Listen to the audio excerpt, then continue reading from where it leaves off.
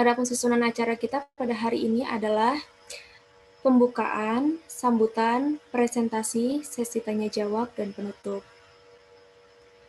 Baiklah, untuk acara pertama yaitu sambutan dari Bapak Anjar Primasetra selaku dosen pengampu mata kuliah Etika Profesi Arsitektur. Bapak Anjar, waktu dan tempat saya persilakan.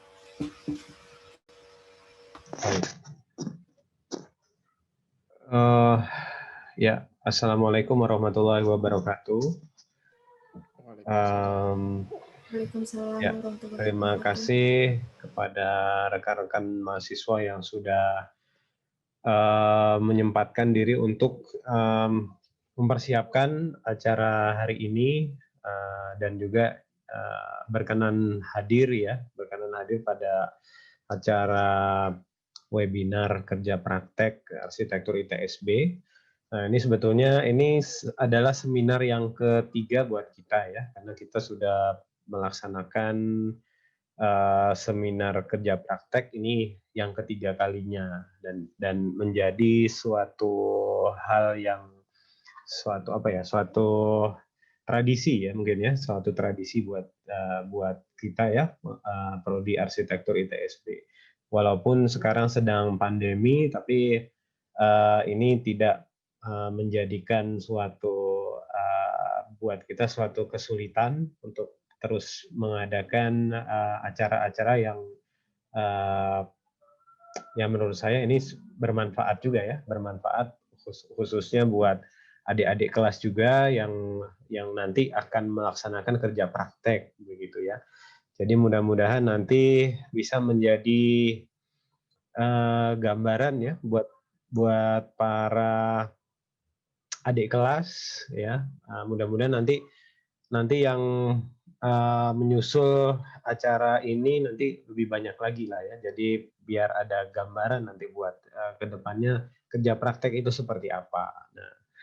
Nah kalau mahasiswa yang pernah ikut sebelumnya acara kita sama IAI ya, IAI Jabar. Ini juga gambaran juga nih bagi angkatan 2020 yang baru bergabung. Nah, ini buat mahasiswa baru angkatan 2020 ini juga jadi suatu sarana edukasi dan informasi nih buat kalian ya.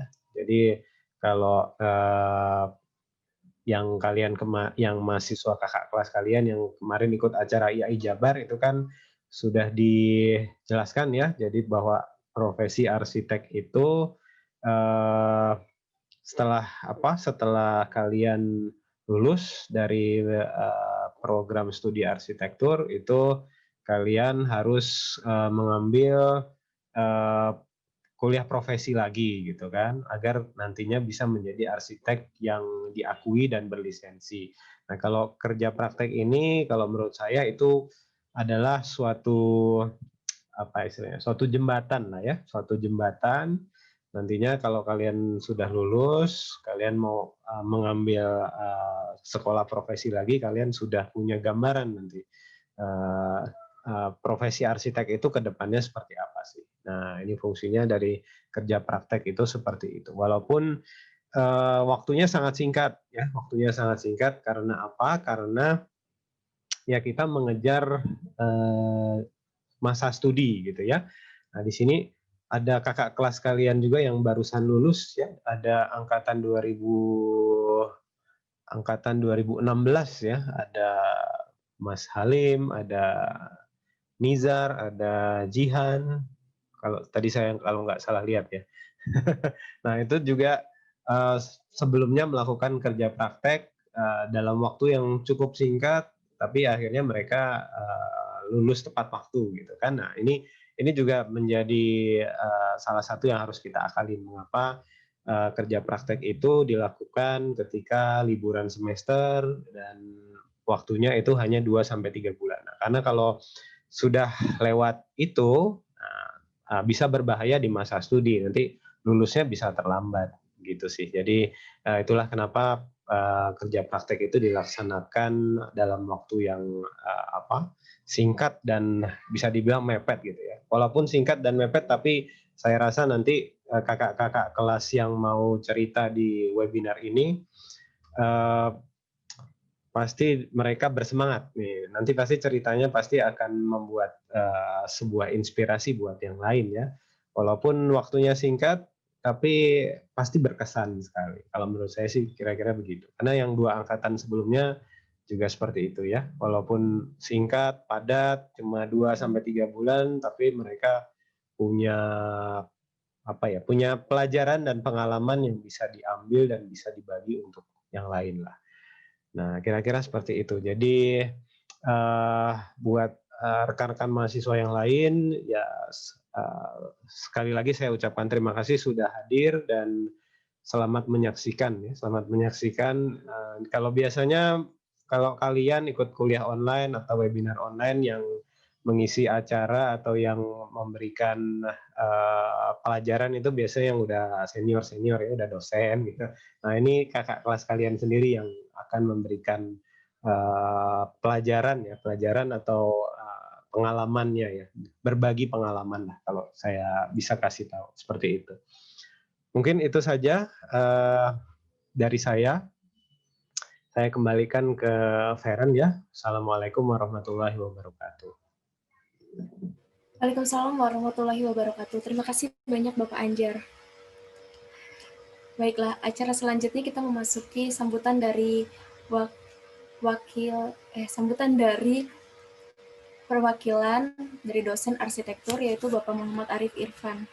Kalau Bapak Muhammad Arif Irfan, waktu dan tempat saya persilahkan ya Pak. Saya harus kasih sambutan nih. Aduh. Harus ya, dong, harus. Okay. Ya.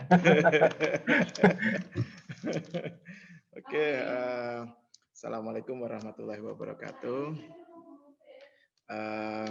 Ya, alhamdulillah hari ini walaupun hari libur ya, kita tetap belajar bareng gitu ya, belajar bareng dengan rekan-rekan yang sudah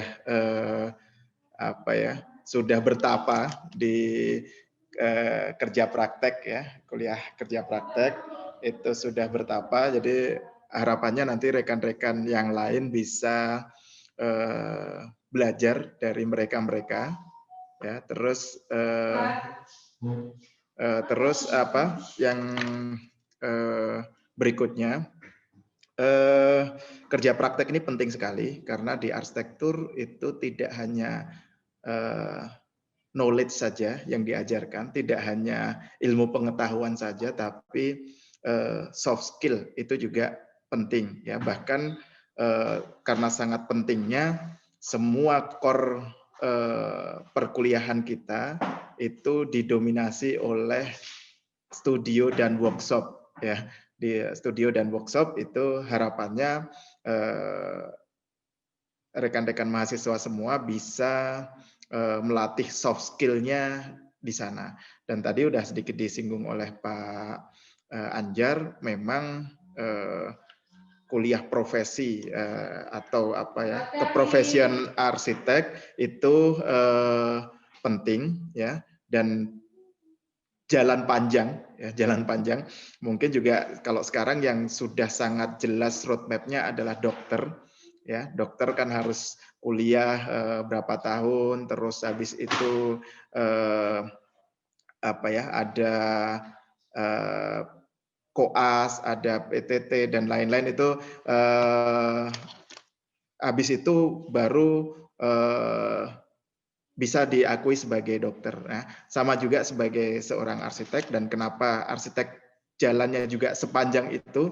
Karena menurut undang-undang arsitek ini adalah salah satu profesi yang erat hubungannya dengan keselamatan, ya, dengan keselamatan dan keamanan. Jadi kenapa undang-undang itu ada dan diturunkan, dan kenapa akhirnya mau nggak mau ada requirement minimal tentang keahlian bagi seorang arsitek. Dan ini menurut menurut evaluasi kami di Prodi itu impact dari kerja praktek sangat luar biasa ya, sangat luar biasa. Mungkin karena kalau tiap hari udah dicerewetin dosennya, udah biasa aja gitu ya. Tapi kalau seolah-olah di tempat kerja dicerewetin bosnya, wah selesai itu kalau nggak dikerjain kan gitu ya. Jadi itu juga mungkin nanti bisa jadi sarana buat belajar. Nah mungkin itu aja, selamat belajar di hari Sabtu ini. Ya, terima kasih. Assalamualaikum warahmatullahi wabarakatuh. Sama-sama, terima kasih juga Pak. Baiklah, kita masuk pada acara selanjutnya, yaitu penyampaian presentasi KP. Dan yang mana penyampaian pertama kali ini oleh Kak Anita. Kak Anita ini KP di tempatnya Studio Deni Setiawan. Halo Kak Anita. Baiklah, waktu dan tempat saya persilahkan.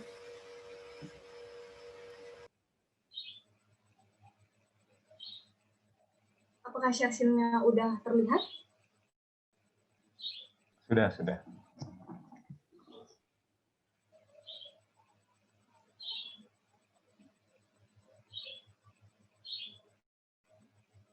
Terima kasih kepada moderator. Assalamualaikum warahmatullahi wabarakatuh. Izinkan saya untuk memperkenalkan diri. Perkenalkan, nama saya Anita Firdaus. Saya dari Program Studi Arsitektur Institut Teknologi Sains Bandung Angkatan 2017. Baik, yang saya hormati Bapak Ibu dosen yang telah menghadiri acara ini, yang saya hormati rekan panitia yang telah mempersiapkan acara ini, yang saya banggakan teman-teman semuanya. Baik, di sini saya akan berbagi pengalaman mengenai internship di Studio Deni Setiawan. Selanjutnya itu bahasan yang akan pertama kali saya bahas mengenai portfolio, kemudian ada profil perusahaan, kemudian ada keterlibatan saya dalam beberapa proyek, kemudian ada dokumentasi di kantor maupun di lapangan. Ini selanjutnya ada portfolio. Ini buat teman-teman semester 1 hingga semester 6. Penting banget nih buat kalian harus gerak mengumpulkan mana desain terbaik kalian yang akan disimpan di portfolio. Karena jujur ya, waktu itu saya mengerjakan 2-3 hari mepet-mepetan, itu benar-benar nggak kekejar. Ada 5 desain yang saya tidak masukkan itu di perancangan studio sendiri. Nah, sebelum saya diterima di Studio Deni Setiawan, saya mengirimkan porto sekitar 50 ke perusahaan, dengan balasan itu cuma 5. Dengan alasan karena pandemi, WFH, dan lain sebagainya. Nah, waktu itu dosen pembimbing, Pak Anjar sendiri meminta agar setelah UAS itu benar-benar harus disebarkan. Sedikit cerita ya teman-teman, waktu itu saya pernah ditanya nih sama teman saya, Nit mau KP di mana? Saya jawab kan dengan spontan, saya mau KP di Studio Deni Setiawan. Alhamdulillah banget nih teman-teman terwujud. Dan itu bisa jadi motivasi buat kalian dari sekarang, bisa dicari nih mau KP di mana, di konsultan apa, karena dari situ mulai dari list dan tulisan atau ucapan kalian itu bisa menjadi doa buat kalian sendiri. Nah, sebelum saya diterima di SDS ini, ada beberapa tahap yang saya harus lewati. Karena saya nggak mungkin kan menunggu di SDS saja, jadi saya ke 50 perusahaan itu. Tapi alhamdulillah keterima dengan proses interview yang cukup singkat. Baik, selanjutnya konsultan Studio Deni Setiawan ini, atau bisa disingkat dengan SDS, berdiri pada tahun 2008. Awalnya SDS ini terletak di Duta Garden Tangerang, namun kemudian berpindah ke lokasi Jakarta Barat, tepatnya itu di Kalideres. Karena apa? Karena ingin memisahkan studio dengan rumah pribadinya. Mungkin sekitaran kurang lebih 4 tahun ya teman-teman. Nah, untuk filosofi desain SDS ini, yaitu lebih mengutamakan follow konteks. Apa itu? Mengikuti konteksnya, dimulai dengan konteks zaman, konteks budaya, dan material. Dimulai dengan pendekatan yang tepat, bisa menjawab kebutuhan klien. Selanjutnya ada struktur organisasi perusahaan yang dipimpin secara langsung oleh Pak Denny Setiawan sebagai prinsipal arsitek. Kemudian ada Kosanto ini sebagai kepala studio. Kosanto ini selama saya magang cuman 3 hari baru ketemu, setelah itu dia di Depok karena ada pengawasan proyek. Nah, kemudian diiringi oleh 2 arsitek, ada Kak Susi dan Kak Samuel. Nah, di bagian terakhir ini adalah para anak magang yang dari Kalimantan, ada Siti Melinda, ada Mira Junet itu dari BINUS, dan saya sendiri itu dimentori oleh Kak Susi. Nah, baik teman-teman, di sini saya akan berbagi cerita nih. Saya terlibat dalam proyek Rumah Tangkuban Perahu. Nah, sebelumnya Rumah Tangkuban Perahu ini ketika saya KP, fasadnya ini sudah ada, namun ada beberapa detail yang belum dikerjakan. Nah, ini adalah proyek klinik dan rumah tinggal yang terletak di Jalan Taman Tangkuban Perahu, Jakarta Selatan. Nah, rumah ini memang awalnya itu klinik dan rumah tinggal, namun kebutuhan kliennya itu kurang terpenuhi, sehingga klien menginginkan klinik yang memadai dan rumah tinggal yang nyaman. Kemudian bangunan ini dibongkar ya, bangunan lama itu dibongkar dengan, namun tidak di bagian existing inilah teman-teman, ini bagian existingnya tidak dibongkar. Nah, untuk struktur konstruksinya ini menggunakan baja 250 mm. Nah, karena agar proses pembangunannya itu lebih efisien. Nah, untuk konstruksi pondasinya sendiri itu tidak dibongkar ya teman-teman, namun ada penambahan di bagian slope agar kuat terhadap tekanan dari atas.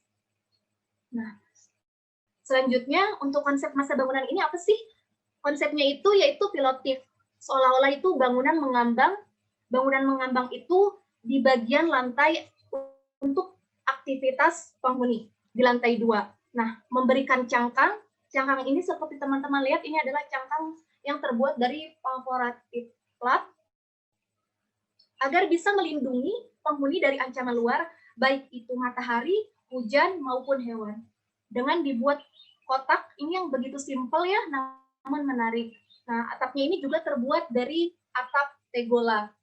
Dengan diberikan pencahayaan di bagian tengah, agar ruangan itu bisa kena sinar matahari. Nah, teman-teman, ini pertama kali saya sampai, saya langsung diberikan tugas membuat 10 alternatif pasangan bata merah yang diletakkan di bagian depan klinik ini. Nah, waktu itu Pak Denny pernah bilang ke saya, kamu di sini jangan jadi anak magang, tapi kamu di sini benar-benar kerja, jadi staf saya, cari ilmu sebanyak-banyaknya. Seperti itu. Jadi finally yang terpilih adalah pasangan bata ini. Nah, proyek Rumah Tangkuban Perahu ini saya terlibat dalam desain interior maupun gambar kerja. Ini teman-teman ternyata membuat desain interior, terutama kabinet, itu benar-benar membutuhkan waktu yang cukup lama. Bagaimana kita menyimpan gas, sendok, ataupun peralatan yang lainnya seperti sayur, wastafel, dan juga kompor itu nggak boleh terbalik. Bagaimana menyimpan oven, apakah ada pengaruhnya nanti sama kompor, seperti itu teman-teman. Dan juga seperti teman-teman sudah terlihat ini dengan menggunakan konsep industrial, yang mana baja terlihat expose, kemudian dengan lantai tegel menggunakan 20x20, kemudian di bagian dindingnya juga menggunakan semen finishing. Nah, sebelumnya itu teman-teman, sebelum lantai tegel itu ada beberapa pilihan. Ada menggunakan lantai keramik ukuran 60x60 dan juga ada menggunakan semen finishing. Nah, finally yang terpilih adalah tegel ukuran 20x20 dengan dibedakan di bagian ruang makan dan juga ruang keluarga agar lebih fokus. Kemudian juga di ruang keluarga terdapat bata expose ya teman-teman, agar teksturnya itu lebih terlihat. Untuk material yang digunakan ini yaitu kayu kamper. kayu kamfer sendiri ini cukup popularitas di kalangan arsitektur, yang mana perkembangan kayu ini lebih banyak daripada kayu yang lain, karena bahannya yang unik dan juga tanpa finishing ini udah terlihat unik. Seperti itu teman-teman.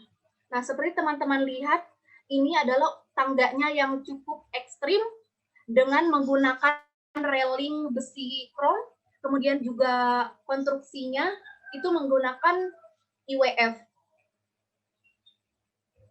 Agar tidak tercampur antara ruang publik dan semi private, maka diberikan partisi.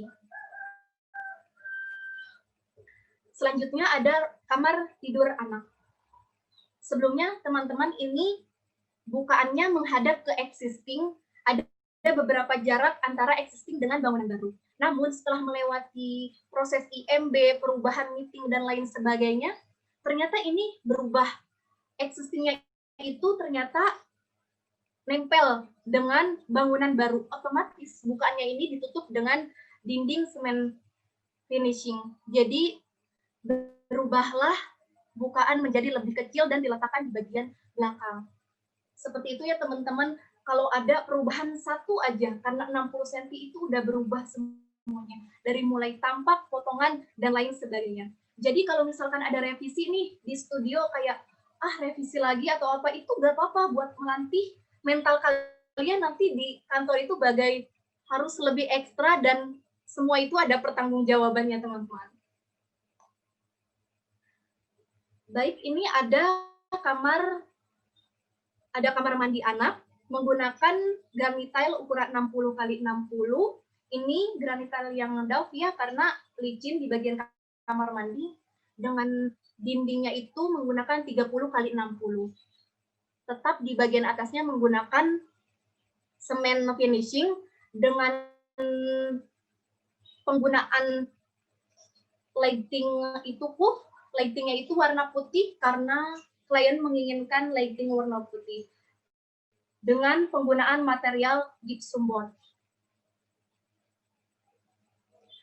Selanjutnya ini ada kamar utama. Nah, kamar utama ini view-nya menghadap ke area utara. Ini bisa teman-teman lihat ya, terlihat ini perforated flat.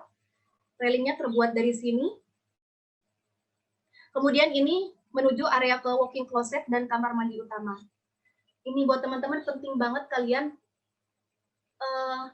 ergonomi seperti yang perletakan plafon itu kalian harus mempertimbangkan kayak mengganggu orang gak sih? Kira-kira orang silau gak sih? Kalau misalkan plafonnya sejajar dengan mata kita, itu benar-benar harus dipikirin.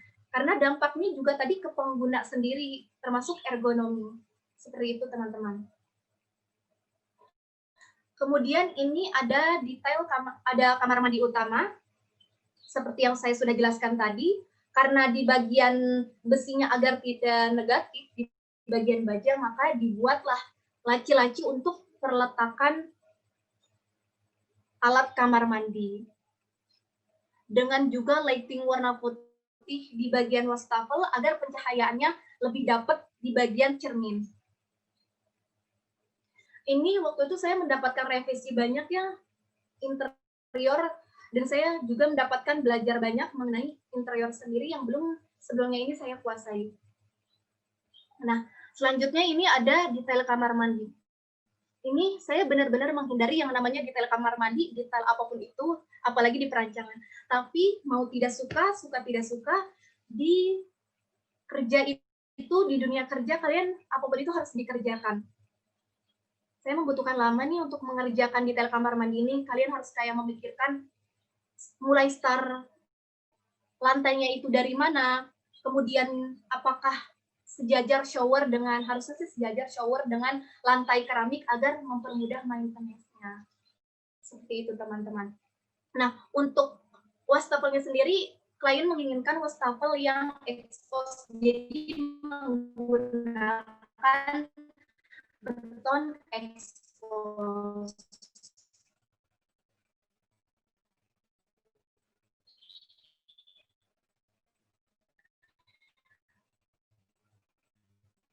Selanjutnya, detail kusen pintu dan jendela. Untuk rancangan klinik ini menggunakan kusen aluminium untuk bukaan jendela. Kemudian untuk pintunya sendiri itu menggunakan kamper, dan kusen khusus pintu itu menggunakan kayu. Jadi menyesuaikan baja aluminium agar semuanya kusen aluminium walaupun besi. Yang tadi saya buat relatif bata merah, ternyata ini ada.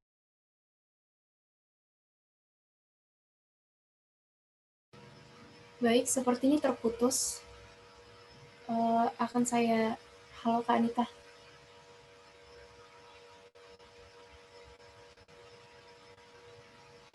Baik, mungkin bisa dilanjutkan kembali.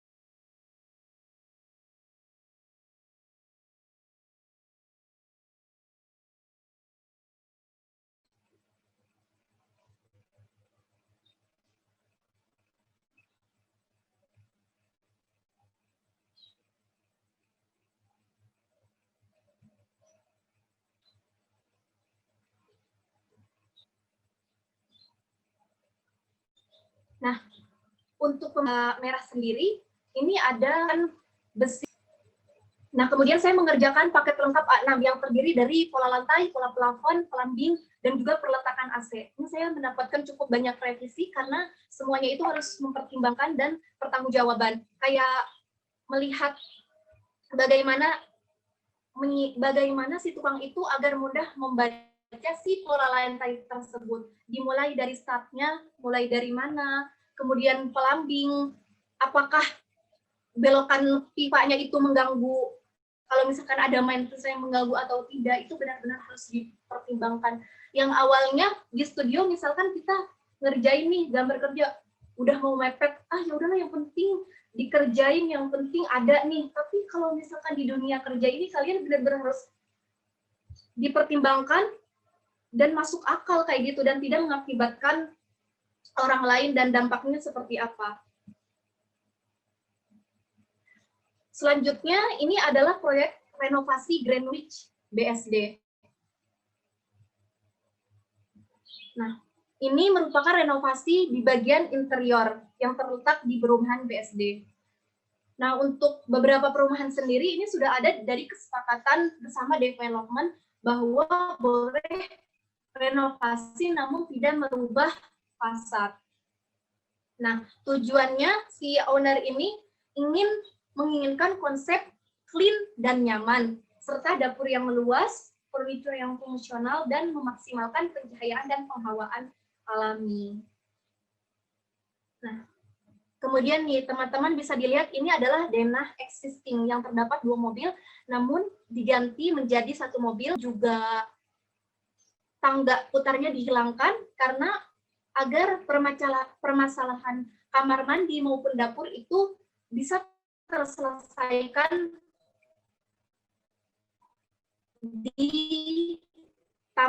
dijadikan taman kering seperti ini. Ini yang saya menarik nih teman-teman, kabinet TV ini dibuat sejajar dengan pintu agar ruangan kamar tamu tersebut menjadi lebih luas. Kemudian untuk kamar lantai 2-nya ini adalah aksesnya ditutup menjadi void untuk pemecahan masalah dapur dan toilet. Kemudian kamar tidur utamanya menjadi luas, dan yang menarik furniture dengan pintu itu dibuat sejajar agar kamar mandinya lebih luas. Ini hasil interiornya. Seperti yang sudah saya katakan tadi bahwa pintunya itu sejajar dengan kabinet TV. Dan klien itu menginginkan rak ataupun kasen di bagian kabinet TV agar menggunakan sepatu keluar. Dengan konsep clean dan nyaman, ini bisa menjadi gambaran kalian di studio nanti. Ini menggunakan lampu lighting cube, terdapat juga minibar, dan juga dapurnya menjadi lebih luas, dan bentuknya itu retel L. Nah, ini yang tadi akses pintunya dari kabinet TV, teman-teman. Bukanya itu menghadap ke garasi. Kemudian ini ada kamar utama yang terdapat di lantai 2, bukanya itu menghadap ke garasi. Area bagian sini adalah untuk akses ke kamar mandi utama. Ini adalah kamar mandi utama, yang mana lemarinya itu terbuat dibuka untuk memudahkan si pengguna. Jadi, dalam merancang 2 proyek tadi, saya memiliki kesulitan dalam software AutoCAD, karena saya belum mengenal istilah extract. Namun setelah diberikan informasi mengenai cara kerja menggunakan extract, sangat mudah dan cepat. Ini juga bisa jadi acuan untuk kita mengerjakan gambar kerja di tugas akhir. Selain itu juga saya banyak sekali mempelajari mengenai interior, kabinet, dan lain sebagainya. Nah, selanjutnya ini saya terjun ke lapangan. Itu pas hari kedua saya diajak ke lapangan, ini adalah proyek MH House yang terletak di Pulau Kapuk, Jakarta. Nah, untuk pendisetannya sendiri di sini itu rentan retak. Jadi menggunakan fondasi tiang panjang dengan kedalaman 15 sampai 18 meter. Ini teman-teman bisa lihat besinya itu yang begitu besar, dimulai dari dimensi 16 sampai 20. Ini sebelum pengecoran. Kemudian saya ke proyek RL House. Ini sayang sekali ada penundaan karena permasalahan di budget. Ini selanjutnya yang M House tadi, setelah saya tiba di sini, minggu berikutnya itu sudah dicor. Dan ini tidak dicor karena ternyata saya juga baru tahu bahwa ini adalah lift. Kemudian cor terakhir di bagian garasi dengan 6 mobil di bagian rumah tersebut. Kurang lebih 10 sampai 15 mobil pengecoran. Nah, ini minggu berikutnya, sayang sekali teman-teman saya tidak melihat proses bagaimana si kolom itu dicor, jadi sudah ditutup menggunakan scaffolding. Selanjutnya juga saya pindah ke Depok. Ini proyek pos yang 90% tinggal unfinished aja. Ini adalah bagian interior perempuan dengan penggunaan tone warna yang soft, kuning, merah, dan lain sebagainya. Untuk laki-laki sendiri itu lebih ke monokrom, abu-abu maupun putih. Jadi Pak Denny itu sering mengajak anak magangnya ke lapangan karena agar bisa tahu gimana kerja di lapangan itu, karena akan berbeda, ada aja yang terjadi antara gambar dan juga di lapangan. Selanjutnya ini ada terakhir saya magang di lapangan. Nah, ini seperti teman-teman lihat tangganya sudah di scaffolding. Ini saya mau ngasih ini aja ya, jangan ditiru nih saya menggunakan rok. Kalian benar-benar harus safety karena bisa aja tuh kaki kalian, kepala kalian nyangkut. Tetap safety menggunakan helm dan sepatu. Ini lagi proses pengecoran lantai kedua. Jadi karena menggunakan besi yang cukup besar dimensinya, ada alat, saya lupa namanya itu, agar si cor K300 itu bisa masuk ke dalam fondasi. Nah, ini selanjutnya teman-teman ada pas meeting saya rumah Tangkuban Perahu, kemudian juga ini ada meeting karena banyak proyek di SDS, kemudian saya juga diajak ke perusahaan marmer dan aluminium. Lihat bagaimana macam-macam marmer dan lain sebagainya. Kemudian ini yang terakhir, setiap magang di SDS itu mendapatkan sebuah apresiasi ya, ini penghargaan dari SDS. Kemudian karena lagi pandemi itu semuanya kita kerja menggunakan masker. Kemudian juga ada jarak antar pekerja itu sekitar 1 meter. Dan yang lainnya itu lagi ada keperluan di proyek dan WFH. Mungkin itu saja yang bisa saya sampaikan. Kurang lebihnya mohon maaf. Mudah-mudahan teman-teman bisa terbayang KP di mana dan bagaimana. Terima kasih. Wassalamualaikum warahmatullahi wabarakatuh. Waalaikumsalam warahmatullahi wabarakatuh. Terima kasih Kak Anita, sangat bermanfaat sekali. Untuk pertanyaannya bisa ditaruh di chat atau nanti bisa langsung. Dan untuk sesi pertanyaannya akan setelah ini ya. Jadi acara selanjutnya kita memasuki acara yaitu untuk Kak Nadia Sabella. Yang mana Kak Nadia Sabella ini mahasiswa angkatan 2017 yang magang di IAP Arsitek. Halo Kak Bella. Halo Feran. Ya, halo Kak. Gimana Kak? Waktu dan tempat saya persilahkan ya. Oke.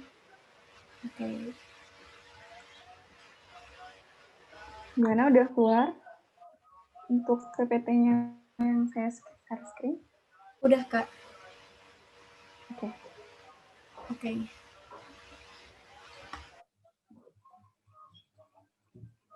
Oke, sebelumnya saya terima kasih kepada moderator yang sudah memberikan waktu pada saya. Dan sekali lagi saya berterima kasih kepada Bapak Ibu dosen yang sudah hadir di webinar kali ini, kepada panitia yang sudah menyiapkan acara ini, dan kepada rekan-rekan dan adik-adik sekalian yang sudah menyempatkan waktu untuk webinar kali ini. Nah, Assalamualaikum, selamat pagi. Sebelumnya saya ucapkan salam sejahtera untuk kita semua. Pada hari ini saya akan memaparkan hasil presentasi yang sudah saya buat yang mengenai internship 2020 oleh Arsitektur Student of ITSB. Nah, sebelumnya perkenalkan, nama saya Nadia Sabella. Saya dari angkatan 2017. Saya bekerja praktek di IAP Arsitek. Nah, pada presentasi kali ini ada beberapa topik yang akan saya paparkan. Yang pertama ada deskripsi dan tujuan kerja praktek itu apa sih? Yang kedua ada tentang IAP Arsitek. Yang ketiga, keterlibatan saya dalam proyek perusahaan. Yang keempat ada dokumentasi selama saya intern. Dan yang kelima ada sedikit portfolio saya ketika saya untuk pengajuan intern di perusahaan. Nah, untuk yang pertama, apa sih yang disebut kerja praktek itu? Mungkin ada beberapa teman-teman yang belum paham, apalagi anak 2020 ya, yang baru. Jadi kerja praktek itu adalah sarana pengembangan kemampuan mahasiswa dalam penerapan pengetahuan di bidang arsitektural dan bidang ilmu yang terkait, yaitu antaranya konstruksi, perancangan, karya ilmiah, arsitektur, industri, dan manufaktur sosial lainnya, yang ada di dunia profesional dengan secara nyata di lapangan. Dan kemudian apa sih tujuan kerja praktek ini? Sehingga semua mahasiswa yang ada di prodi arsitektur harus ngambil dan harus banget kerja praktek.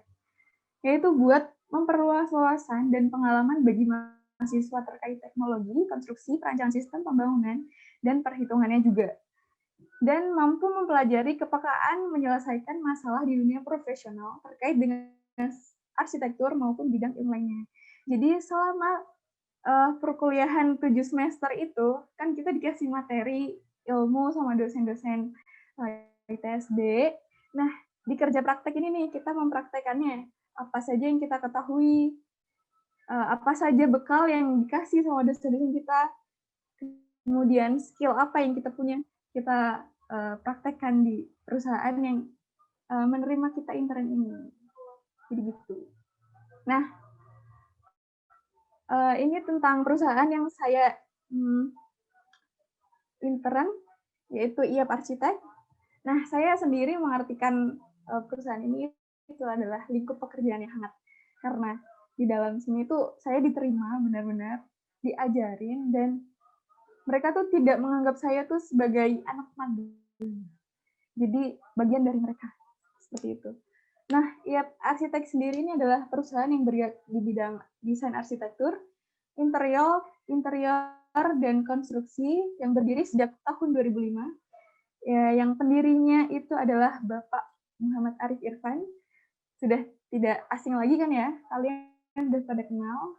Dan IAP Arsitek ini lokasinya ada di Sleman, daerah istimewa Jakarta. Dan punya moto impress, accurate, sama proper. Nah, ini yang selalu dipegang sama IAP. Nah, berikutnya ada struktur organisasi perusahaan IAP sendiri. Nah, untuk direktur utamanya dipegang oleh Bapak Muhammad Arif Irfan, STMTIAI. Kemudian di manajer area itu ada Mas Alan Surya, STIAI.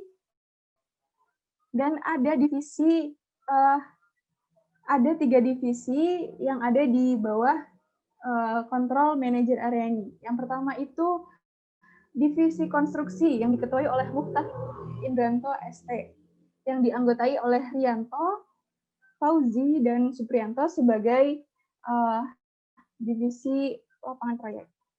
Nah, yang kedua ada divisi perancangan yang diketuai oleh AR Isroy Islami IAI dan dibawahi oleh Randy sebagai arsitek, Agung sebagai drafter, Rama desain interior.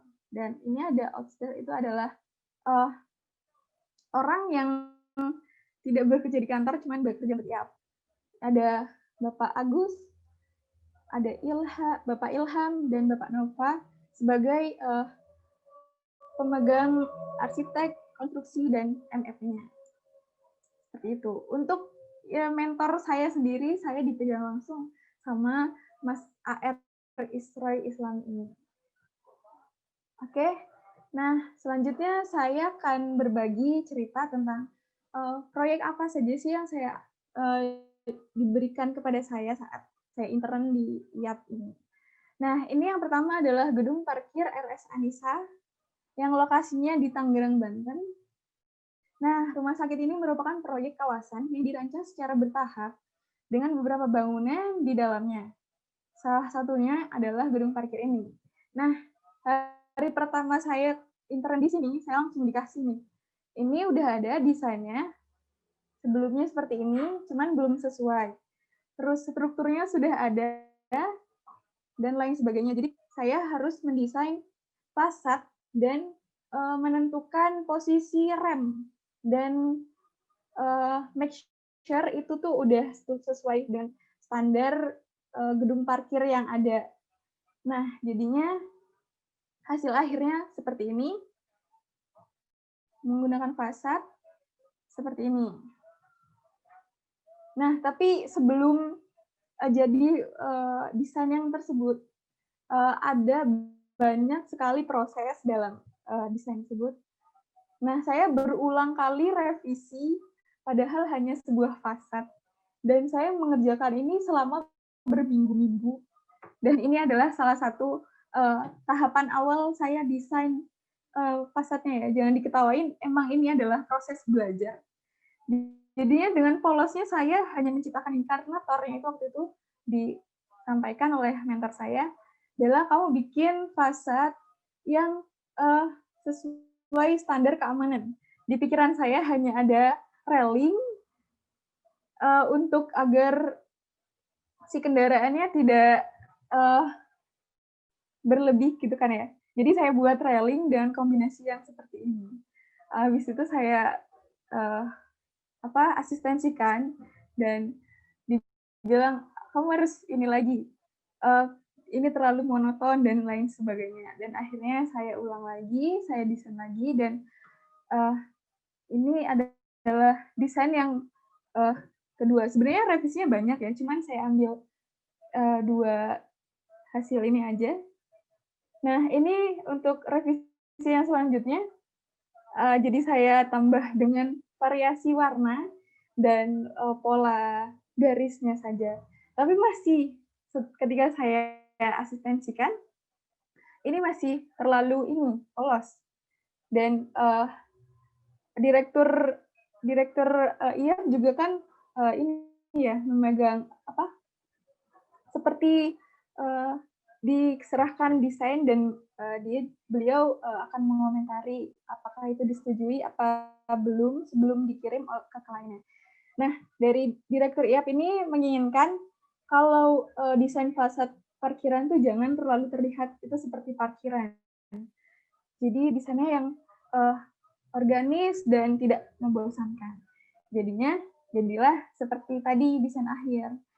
Dan di sini juga saya sangat dapat ilmu banyak sekali tentang standar dan pembuatan rem yang bagus itu seperti apa. Kadang kita di studio buat rem yang penting miring aja dan ketinggiannya juga yaudah segini cukup lah mungkin. Tapi kalau di sini benar-benar kalau salah kemiringan harus ngulang dari awal, kita 3D-nya harus detail karena ada drafter yang menunggu dengan komposisi ukuran yang sesuai dan material apa aja sih yang dipakai kayak gitu.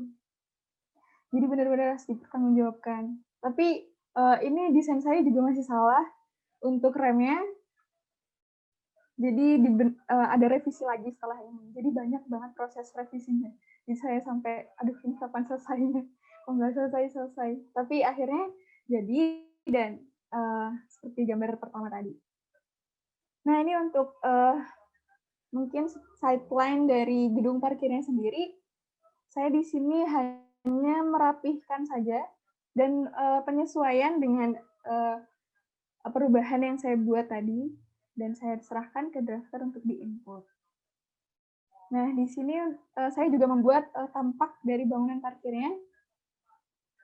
Saya banyak nanya dan banyak sama drafter juga. Ini gimana sih Mas cara buat ininya? Ini gimana sih Mas cara? Nah, saya diajarin di sini banyak. Tapi saya lebih banyak ke divisi perancangan. Nah, yang selanjutnya adalah Rumah Sakit PKU Muhammadiyah Bantul. Nah, ini merupakan proyek renovasi dan penambahan desain bangunan yang masih dalam tahap desain. Nah, isu utamanya itu dari bangunan ini adalah kebutuhan akan desain yang menggambarkan ciri khas dari Rumah Sakit PKU.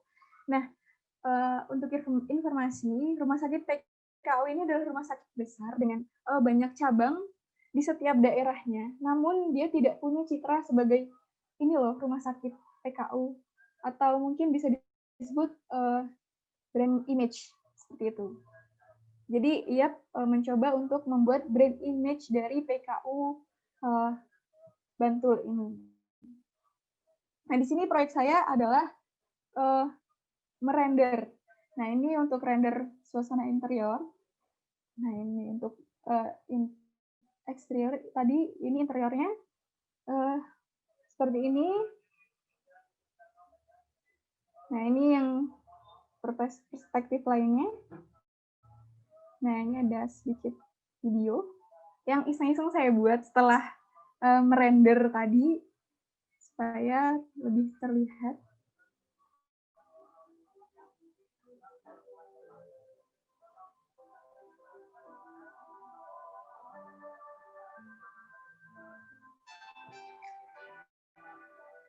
Nah, ini sebenarnya ada 2 alternatif. Nah, ini yang saya render adalah alternatif 1, di mana tetap mempertahankan bangunan existing-nya. Nah, untuk desain yang kedua, itu benar-benar merubuhkan total semua bangunan dan dibangun baru. Tapi belum ada keputusan sampai saat ini untuk rumah sakit PKU-nya itu memilih desain yang mana. Saya belum tahu, mungkin kalau dari IAP-nya sendiri udah ada. Nah, itu untuk project render. Nah, ini proyek yang terakhir. Nah, jadi saya itu 3 bulan lama kerja prakteknya. Jadi 2 bulan saya di kantor dan sebulannya saya WFH.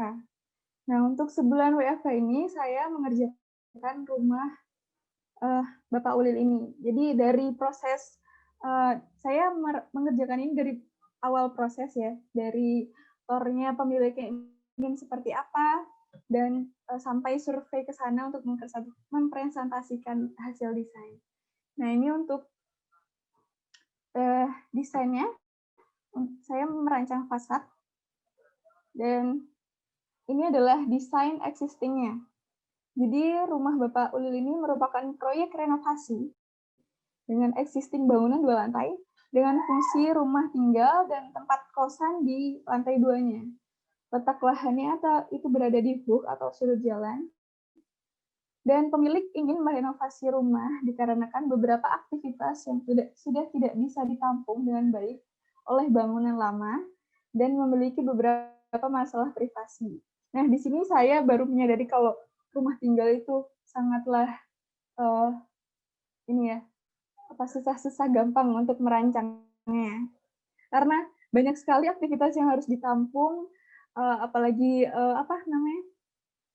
keinginan-keinginan sang pemilik yang ingin ada ini ya, ingin ada itu, tapi kita harus menyesuaikan agar si tempat ini bisa menampung dengan baik tanpa mengganggu aktivitas lainnya di kemudian hari.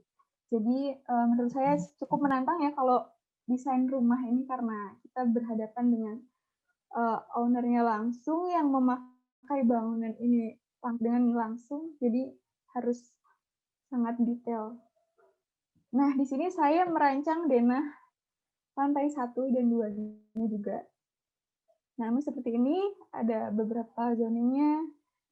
Jadi si pemilik ini ingin menghilangkan fungsi dari untuk kegiatan lain. Karena pemilik merupakan keluarga besar, jadi bangunan lama mungkin sudah tidak dapat menampung penggunanya, jadi ingin melebarkan lantai atasnya dan membuat bangunan baru.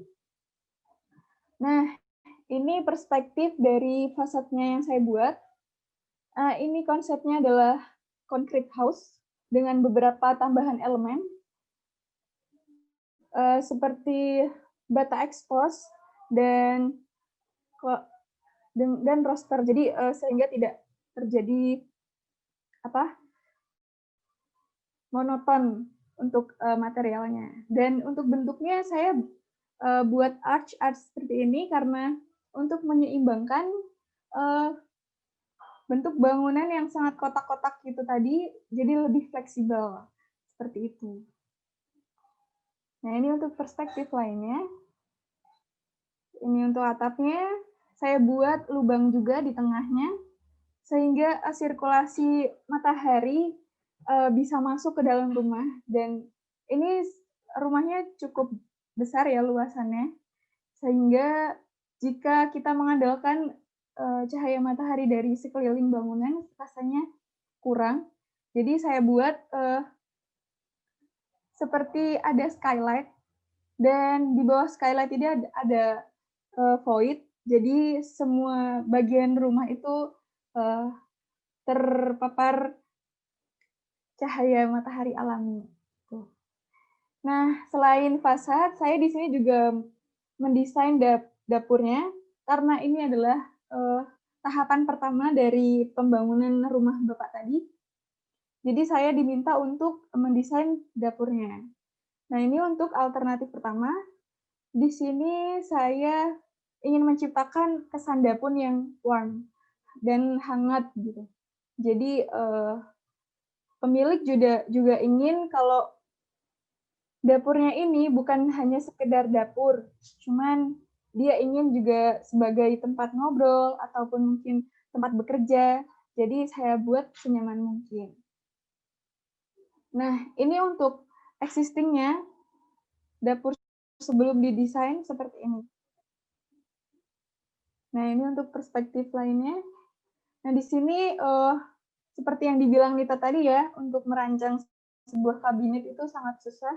Kita harus bukan susah sih, seperti kayak harus banyak memperhatikan hal-halnya seperti kayak dimensi, terus ukuran rabotnya seperti lemari es, kompor, dan lain sebagainya. Jadi menyesuaikan aktivitas yang ada di dapur tuh apa. Jadi sehingga untuk peletakan itunya tuh tidak sembarangan dan harus dipikirkan dengan matang. Seperti itu. Nah, ini untuk alternatif yang kedua. Saya buat lebih dark dengan penggantian warna putih tadi menjadi abu. Kemudian desainnya lebih simpel dan lebih maskulin. Jadi saya mewadahi. Tadi yang pertama untuk ibu dan yang kedua ini untuk bapak. Jadi mereka milih yang mana gitu. Dan setelah saya prestasikan, nah ini untuk perspektif yang lainnya. Nah, dan habis itu ada dua alternatif itu saya presentasikan kepada pemilik rumah.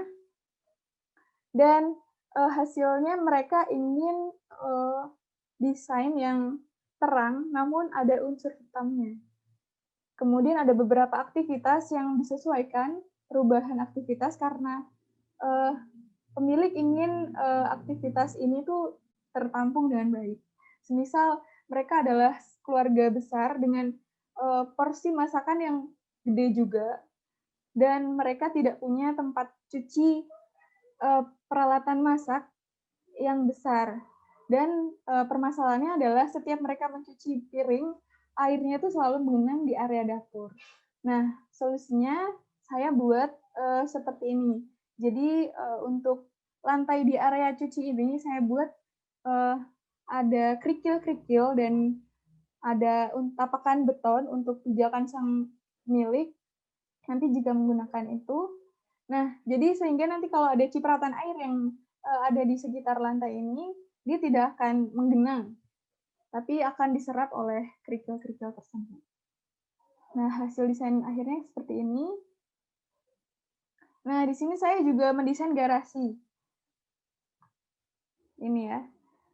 Terus ada permasalahan juga ketika ini adalah rumah yang mepet banget sama GSD. Jadi tidak punya lahan lagi untuk tempat sampah, jadi mau tidak mau tempat sampahnya itu harus dimasukkan ke dalam rumah. Nah, gimana caranya biar tidak tercampur dan tidak merusak pemandangan? Saya bikin ruangan sendiri di sini untuk pembuangan sampahnya. Jadi di dalamnya ada tong sampah. Jadi pemilik jika ingin membuang sampah tinggal membuka pintunya, dan jika tukang sampah ingin mengambilnya, dia tinggal membukanya dari luar gitu. Dan di sini setiap sudutnya saya manfaatkan secara maksimal agar tidak ada ruang yang terbuang, sehingga pemanfaatannya optimal. Nah, di sini ada sedikit video untuk menggambarkan desain keseluruhannya.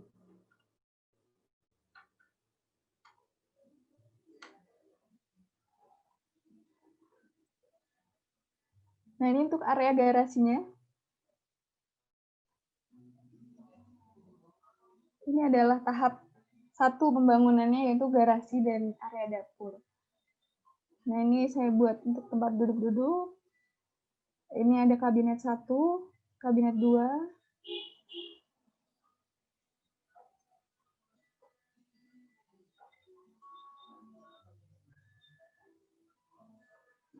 Dan ini area makannya.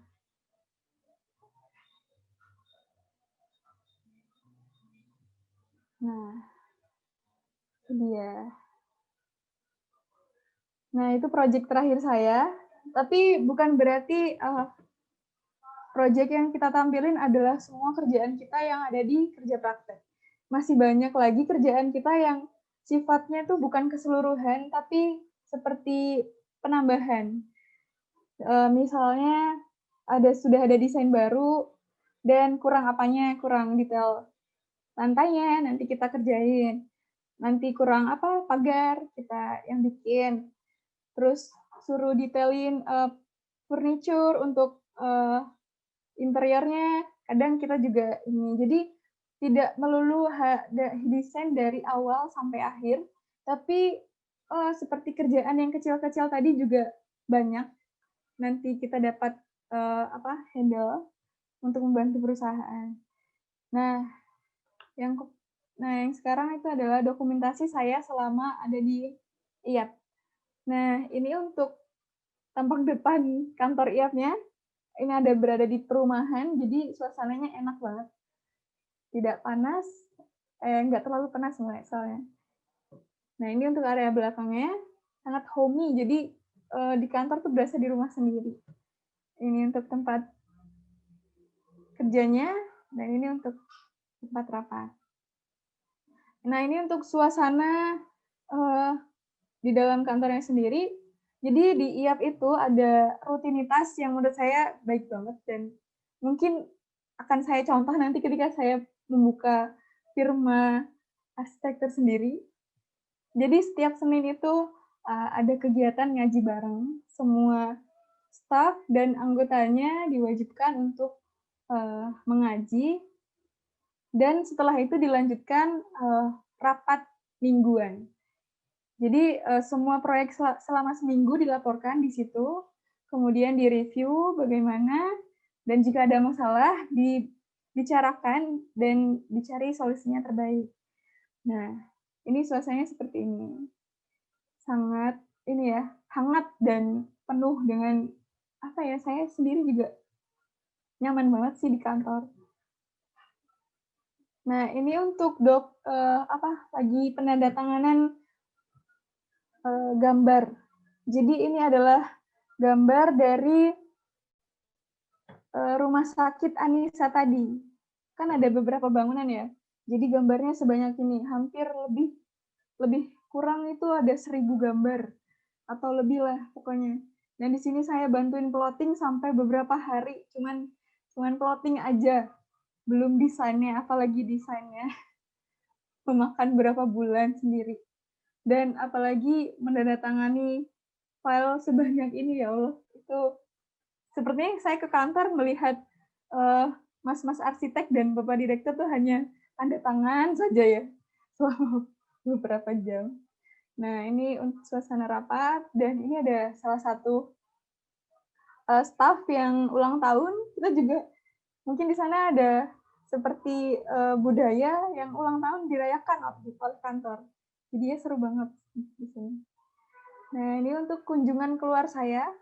Ini saya diajak oleh mentor saya ke proyek yang hampir selesai. Jadi di sana hanya menemui owner, apa saja yang sudah, apa saja yang belum, dan kekurangannya apa, ada yang beres atau ada yang tidak beres. Nah, itu dicek di sana. Dan ini gambar yang bawah, ini saya mempresentasikan desain dapur tadi dan denahnya kepada pemilik rumah. Saya diajak presentasi dan bapaknya sangat welcome. Nah, ini untuk presentasi Zoom saya kepada Bapak Alan dan Mas Isroy, karena saya mengerjakan desain ini di rumah, sehingga saya presentasinya lewat Zoom. Seperti itu. Nah, ini untuk sedikit lampiran portfolio kerja praktek saya. Sebagai gambaran mungkin adik-adik bukan seperti apa sih, gimana sih cara buat portfolio, bukan punya saya yang terbaik ya, cuman buat gambaran aja adik-adik gimana sih portfolio itu. Nah, yang pertama ada cover sama CV. Nah, CV ini sangat penting buat menggambarkan diri kalian, itu seperti apa, skill apa yang kalian miliki, dan pengalaman apa yang kalian miliki selama kuliah ataupun sebelumnya. Nah, ini beberapa proyek yang saya masukkan. Ada triangle, ada bentang lebar, ada bangunan high rise, ini ada struktur, dan ini ada. Nah, itu sekian dari portofolio saya. Nah, untuk kesan selama intern di IAP Arsitek,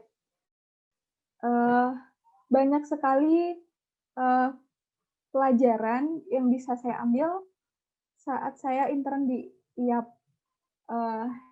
Yang pertama adalah ilmunya. Saya banyak diajarkan ilmu mendesain itu seperti apa, komposisi, terus sejarah dari pengguna, memori. Jadi semua tuh harus berdasarkan dengan filosofi yang tepat. Tidak hanya sekedar desain, tapi tidak ada nilai atau value-nya di situ. Untuk yang kedua, ini sih seperti membangun perusahaan tuh seperti apa sih suasana yang enak. Menurut saya di IAP itu keluarganya dapat, kemudian tidak terlalu kaku, namun tetap menjaga kesopanan antara staf lain, tapi juga sangat kadang juga kita di ruang kerja itu tidak kerja, kadang sembari menunggu apa atau mungkin ada senggang waktu kita bercanda, terus kadang bahas sesuatu apa yang kita sukai. Jadi itu untuk merilekskan suasana kerja dan kondisi kita yang lagi capek saat kerja, jadi kita bisa fit pagi. Nah itu sih. Terus orang-orangnya di sana juga sangat baik. Dan nggak tahu ini emang isu atau apa, emang orang Jogja tuh baik-baik apa gimana, tapi saya benar-benar merasakan.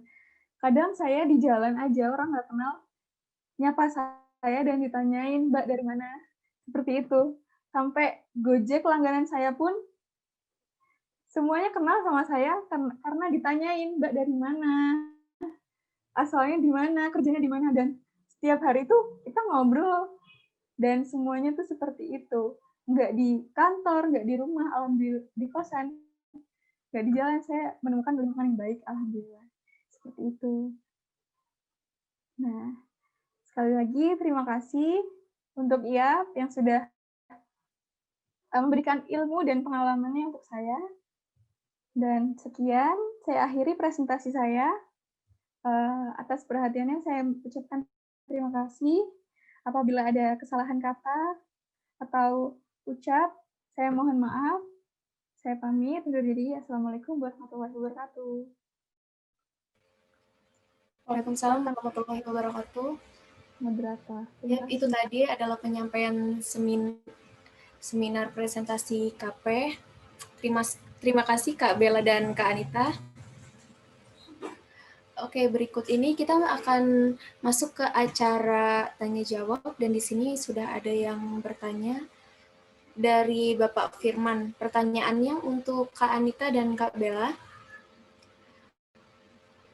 Pertanyaannya adalah, apa pelajaran yang bisa didapat lesson learn dari hasil KP? Mungkin bisa dijawab oleh Kak Anita dulu.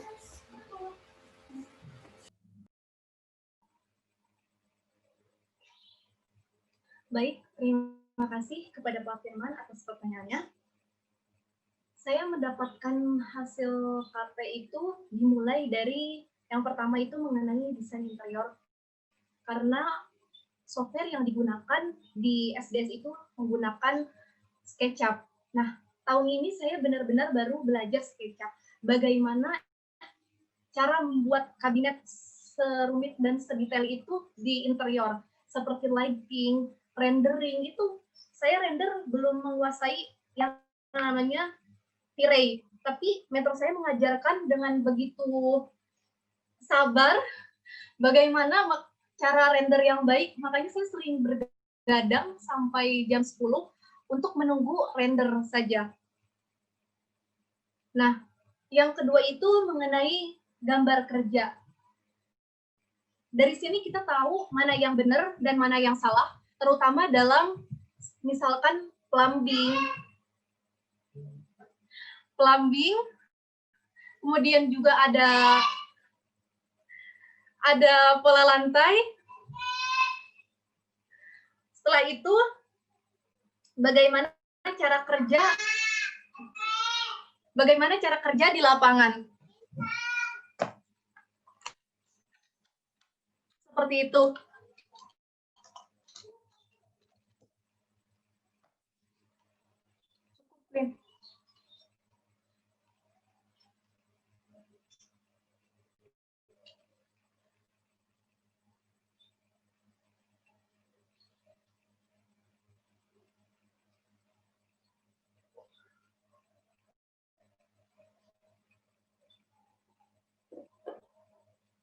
Halo? Halo Kak, jelas kok Kak. Iya, sudah.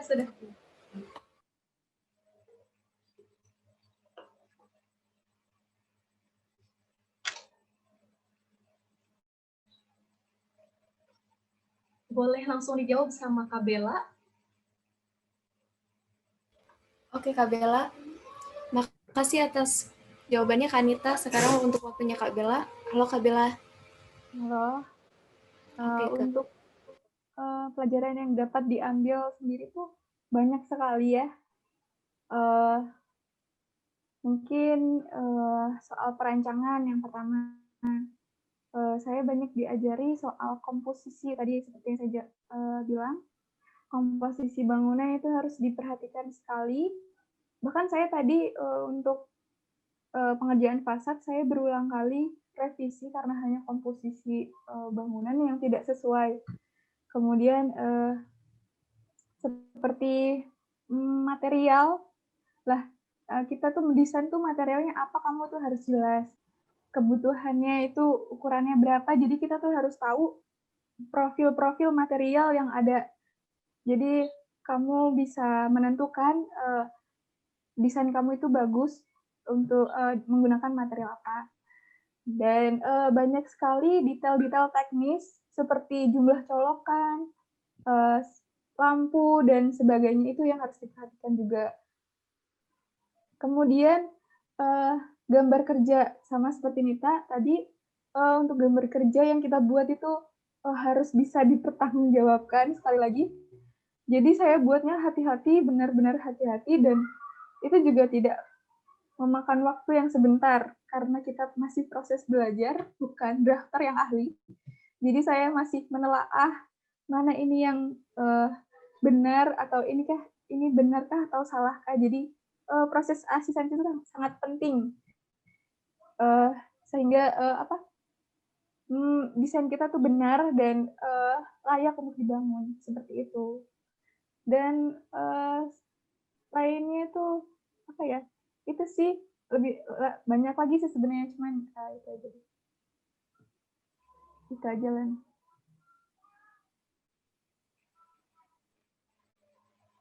Oke Kak Bella, makasih banyak atas jawabannya. Terus kita akan beralih kepada pertanyaan yang kedua. Di sini dari Sofian ada 2 pertanyaan. Yang pertama adalah, apakah ada hambatan atau kendala saat KP di tengah pandemi seperti ini? Dan yang kedua, apakah proyek yang paling berkesan untuk kakak-kakak dan kenapa? Mungkin bisa dijawab dari Kak Anita dulu. Baik, terima kasih atas pertanyaannya. Untuk hambatan sendiri ada ya, karena Jakarta itu udah zona merah. Itu di kantor itu semuanya itu ada seperti kayak batuk pilek aja, itu benar-benar sudah was-was, apalagi kalau suhunya sudah di atas 3,9 kalau nggak salah, atau 3,8, itu udah langsung harus dibawa pulang. Waktu itu sempat ada PSBB juga, gimana nih, apa kita mau tutup aja? Terus Pak Dindi bilang, saya merasa kasihan sama anak magang, karena kalau misalkan WFH, apa yang mau kalian dapetin? Jadi harus secara langsung seperti itu sih. Kendalanya juga banyak, tidak, misalkan harus kantor, habis itu pulang ke kos, jangan ke mall ataupun berkerumunan dengan orang-orang, seperti itu. Tetap jaga kesehatan juga sih. Nah, untuk proyek yang berkesan itu menurut saya rumah Tangkuban Perahu, itu yang pertama kali saya paparkan kepada kalian, karena proses pembelajarannya ini cukup terstruktur, dimulai dari desain interior yang memang sebelumnya saya belum kuasai, kemudian dari gambar kerja, dari mulai kecil sampai itu dampaknya menjadi besar, dari mulai proses pola lantai saja yang itu gimana caranya tukang itu gampang buat bacanya, seperti itu. Kayak kamu ngelakuin suatu hal, ini akan dampaknya itu apa? Klien ataupun SDS. Seperti itu.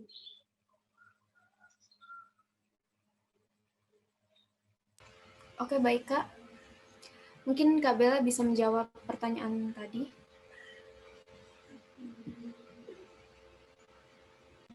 Untuk kendalanya sendiri mungkin di awal pencarian perusahaan KP ya, seperti yang Dita paparkan di presentasinya tadi, untuk mendapatkan perusahaan KP yang bisa menerima kita saat pandemi itu sangat susah ya. Mungkin ada beberapa teman yang lain bahkan mengirim dari jauh-jauh hari, tapi dapat tempat KP-nya itu paling akhir. Terus ada yang mengirim seperti Nita banyak ke perusahaan dan hanya dapat beberapa balasan. Dan saya alhamdulillah dari kesulitan tersebut saya masih diberi kesempatan untuk KP tahun ini, dan Bapak Irfan mengizinkan saya untuk KP di perusahaan beliau. Gitu. Nah, untuk kesusahan selanjutnya ini kan transportasi, kan saya ada di Banyuwangi, terus tempat KP saya ada di Jogja. Nah, sempat ketar-ketir waktu di perjalanannya, soalnya takut nggak boleh keluar kota kan, dan ternyata boleh, alhamdulillah, dan tapi harus menjalani rapid test dulu, dan biayanya nggak murah waktu itu ya, sekitar berapa itu. Nah itu sih, dan di sana juga saya harus membawa surat keterangan sehat dan lain sebagainya untuk bukti gitu. Dan kalau di kantornya sendiri sih tidak ada kendala ya, cuman kita harus mematuhi protokol kesehatan kayak wajib menggunakan masker, terus jarak antara staf itu diberi jarak, kayak gitu-gitu sih. Nah, untuk proyek yang paling berkesan menurut saya adalah proyek yang terakhir tadi, Rumah Bapak Ulil, karena saya mengikuti desainnya dari beliau order ke IAP, terus saya dikasih TOR, jadi perancangannya dari awal. Kemudian saya diajak presentasi dan mendesain, dan sekarang lagi tahap pembangunan dapurnya tadi. Walaupun desainnya mungkin tidak memakai desain saya karena sudah disesuaikan lagi kepada pemiliknya dan disesuaikan sama budgetnya juga. Gitu. Gitu.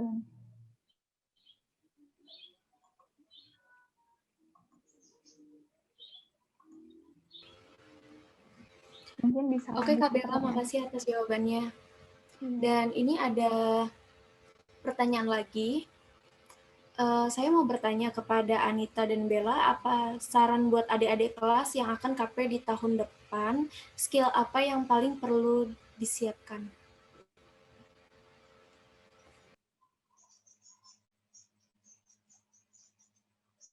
Siapa dulu nih?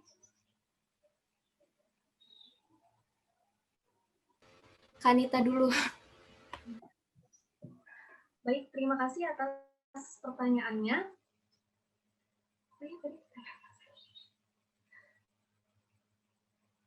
Saran buat adik-adik kelas, yang pertama itu kalian harus mempersiapkan desain terbaik kalian dimulai dari semester 2 hingga semester 6. Karena dimulai dikerjakan itu dari sekarang. Kalau misalkan mepet-mepet itu nggak bakal kekejar. Karena setelah itu UAS, habis itu kalian harus menyebarkan semua porto kalian. Seperti itu. Terus kalian juga mulai list nih, cari-cari kalian mau ke konsultan mana aja. Karena dari list ataupun ucapan kalian itu bisa jadi motivasi kalian. Mudah-mudahan kalian mendapatkan apa yang kalian inginkan. Untuk skillnya sendiri, skillnya itu kebanyakan ya, dari kebanyakan kantor itu menggunakan, konsultan itu menggunakan SketchUp, AutoCAD, dan juga render V-Ray ataupun 3D Max ataupun yang lainnya. Jadi teman-teman harus mempersiapkan nih, karena sekarang kan udah Zoom nih, semuanya sudah teknologi, jadi diperlancar lagi skillnya, karena itu penting banget ya. Kalau sudah kerja kalian hal kecil aja mau nanya tuh kadang, aduh malu banget, gue belum bisa kayak gini. Jadi banyak latihan deh buat teman-teman. Terima kasih. Baik, Kak Bella mungkin bisa menjawab pertanyaan tadi. Apa tadi pertanyaannya? Lupa lah nih, boleh dibaca ulang. Apa saran buat adik-adik yang akan KP di tahun depan? Skill apa yang paling penting yang perlu disiapkan? Tambahan aja sih, tadi udah disampaikan semuanya sama Nita. Benar kalau tugas kalian yang sekarang itu diperbagus, terus di-render yang bagus seperti Nita bilang. Jadi nanti kalau kalian mau KP, jadi tinggal masukin aja dan tinggal ngirim, nggak usah ribet dan segala macam. Pengalaman sendiri, saya setelah tugas ya sudah gitu. Padahal kan waktu itu tugasnya masih 2D ya, jadi masih pakai gambar manual. Jadi setelah mau KP baru tuh buru-buru cepat buat 3D, tapi akhirnya desainnya nggak maksimal kayak gitu. Jadi untuk tugas harus dikerjakan dengan sungguh-sungguh, terus baik. Jadi untuk mempermudah kalian sendiri nantinya gitu loh. Terus untuk skill yang harus dimiliki ya sama kurang lebih SketchUp, terus AutoCAD, kemudian juga jangan lupa pelajari aplikasi render untuk 3D ini. Seenggaknya satu aja yang kalian bisa. Kemudian juga aplikasi desain seperti Corel dan Photoshop. Itu sangat berguna nantinya. Soalnya beberapa kesempatan saya disuruh buat presentasi, kadang untuk mendetailkan sesuatu, kayak gitu-gitu tuh butuh banget aplikasi desain tersebut. Gitu sih. Tapi ada beberapa juga yang pakai Revit dan ArchiCAD. Kemarin saya disuruh, ini kamu bisa nggak ArchiCAD? Tapi saya belum pelajari, jadi saya belum bisa mengerjakan proyek tersebut, gitu sih. Jadi cari dan pelajari sebanyak-banyaknya aplikasi-aplikasi yang tersedia untuk desain bangunan, itu aja sih. Baik, terima kasih banyak Kak Bella. Dan mungkin ini akan ada satu pertanyaan lagi yang terakhir. Ada yang nanya, apakah selama WFH ini waktu magang digaji? Gitu Kak. Mungkin Kak Anita boleh menjawab dulu.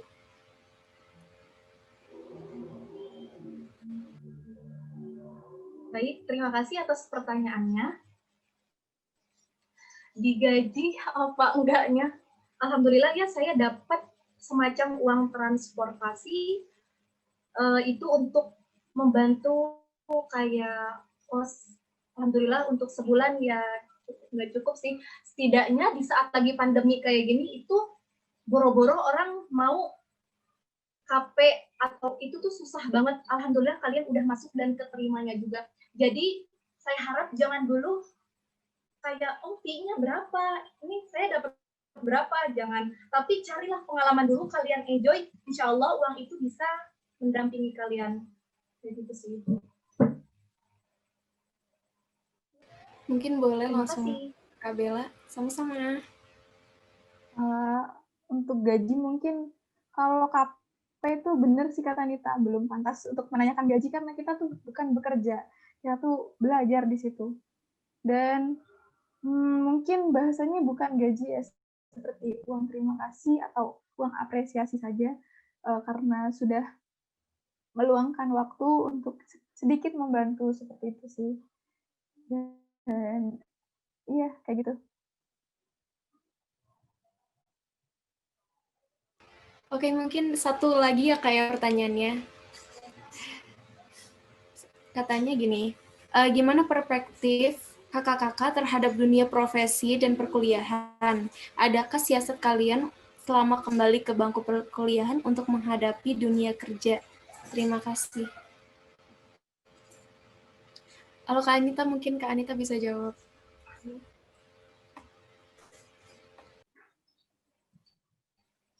Baik, terima kasih atas pertanyaannya. Perspektif saya mengenai dunia kerja ini sangat luar biasa ya teman-teman. Dari situ kita mengamati bagaimana caranya mengambil keprofesian itu benar-benar tidak gampang. Kita harus berpengalaman dari mulai 1 hingga 2 tahun untuk mengambil keprofesian. Nah, waktu itu saya pernah ya teman-teman sedikit ada kendala waktu kerja praktek sendiri. Saya sempat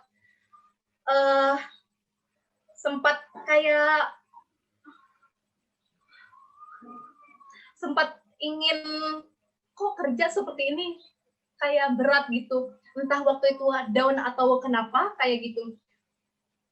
Dan untuk kembali ke perkuliahan sendiri itu menjadi lebih termotivasi karena sudah mendapatkan ilmu dan banyak materi dari perusahaan ataupun yang lain.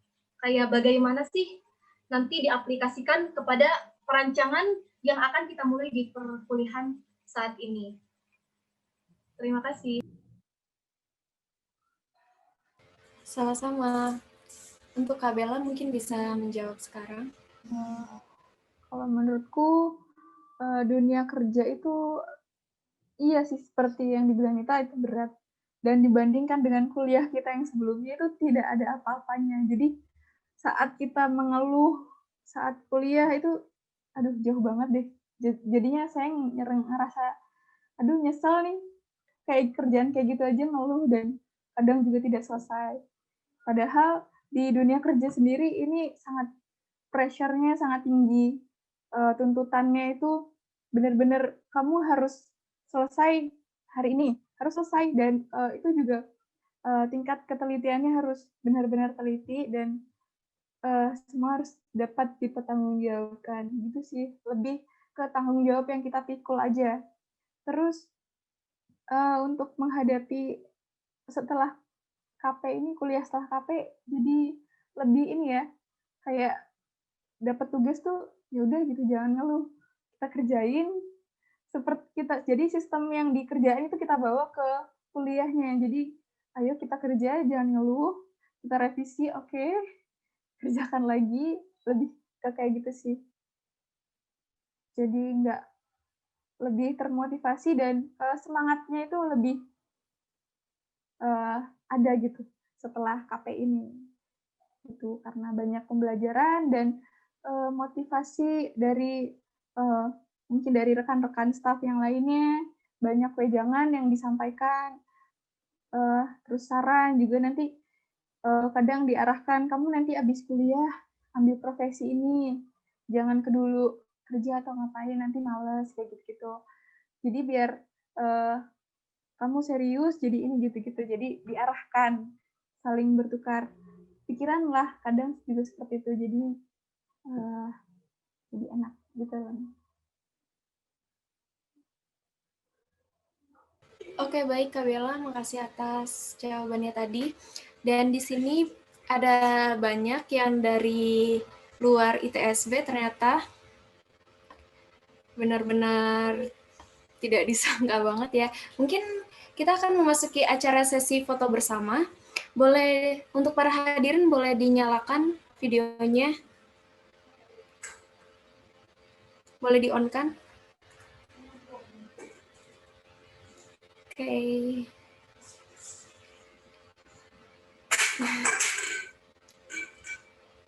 Mungkin untuk kenang-kenangan ya, karena memang ada banyak yang dari luar kampus juga. Oke, dimohon dipercepat waktunya untuk meng-on-kan videonya.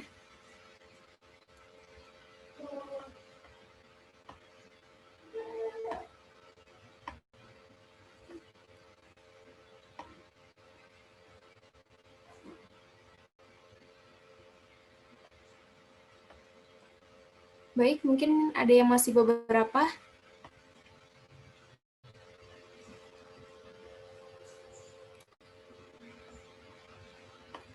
Baik, kalau gitu kita mulai foto bersamanya. Akan saya beri aba-aba pada saat hitungan ke-1. Mungkin bisa agak di-pause dulu gerakan kita, supaya bisa ke-capture. Oke, 3, 2, 1.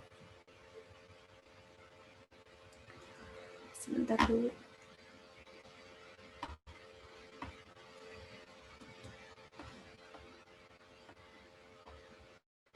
Oke, mungkin untuk sesi kedua, saya akan kasih aba-aba.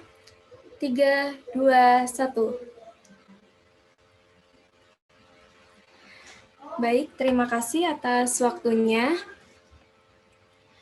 Berhubung karena yang presentasi ini sudah berakhir, maka acara seminar praktek kerja lapangan arsitektur Institut Teknologi Sains Bandung 2020 juga berakhir. Terima kasih kepada para dosen, peserta, dan hadirin yang sudah berkenan hadir dalam acara ini. Mohon maaf apabila ada kesalahan kata yang disengaja maupun yang tidak disengaja. Saya tutup acara ini dengan wassalamualaikum warahmatullahi wabarakatuh. Waalaikumsalam Waalaikumsalam warahmatullahi wabarakatuh. Salam warahmatullahi wabarakatuh. Terima kasih semuanya.